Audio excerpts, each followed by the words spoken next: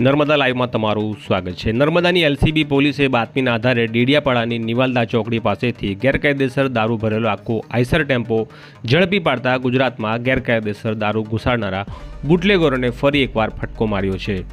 ત્યારે Eicher ટેમ્પોને Dediapada police મથકે લાવી દારૂનો જથ્થો ખાલી કરતા ડેડિયાપાડા પોલીસનું પ્રાંગણ દારૂના જથ્થાથી ભરાઈ ગયું હતું।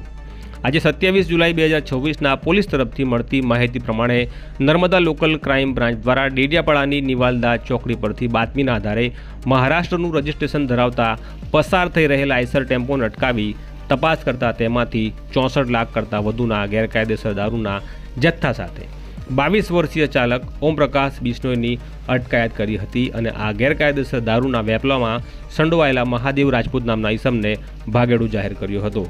ગુજરાતના સરહદી જિલ્લા નર્મદાના સાગબારા તાલુકાની ધનસેરા ચેકપોસ્ટથી દરરોજ સેંકડો વાહનો પસાર થતા હોય છે। ત્યારે આ રસ્તે ગુજરાતમાં ગેરકાયદેસર દારૂ ઘુસાડનારા બુટલેગરો અવારનવાર નીત નવી તરકીબો અજમાવતા હોય છે દારૂ ઘુસાડવા માટે। છેલ્લા કેટલાક સમયથી નર્મદા જિલ્લામાં ગેરકાયદેસર દારૂનો વેપલો રાજકીય આરોપ પ્રત્યારોપનો મુદ્દો પણ બન્યો હતો અને એમાં નર્મદા પોલીસ ઉપર બુટલેગરો સાથે સાંઠગાંઠના આરોપો પણ લાગ્યા હતા।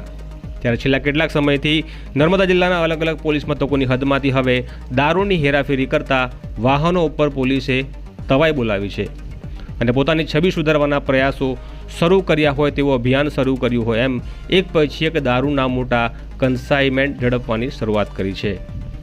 હાલ તો દારૂનો આટલો મોટો ઓર્ડર ગુજરાતમાંથી કયા બુટલેગરે નોંધાવ્યો હતો અને આ દારૂ ક્યાં ખાલી થવાનો હતો એના ખુલાસા થવાના બાકી છે। ગુજરાતમાં દારૂબંધી હોવાના કારણે ખાનગીમાં દારૂ પીવાના શોખીનો પોતાની તરસ છીપાવવા માટે ઊંચા ભાવે દારૂ ખરીદતા હોવાના કારણે ગુજરાતમાં વર્ષના 365 દિવસ દારૂની ઊંચી ડિમાન્ડ રહેતી હોય છે। ત્યારે વધુ નફો કમાવા માટે બુટલેગરો દારૂની દાણચોરી કરતા હોય છે અને પછી આ રીતે પોલીસના હાથે ઝડપાઈ જતા હોય છે। તો આ હતા અત્યાર સુધીના સમાચાર। વધુ ન્યૂઝ વધુ અપડેટ માટે નર્મદા લાઈવની ચેનલનું સબસ્ક્રાઇબ બટન પ્રેસ કરી જોડાયેલા રહેજો।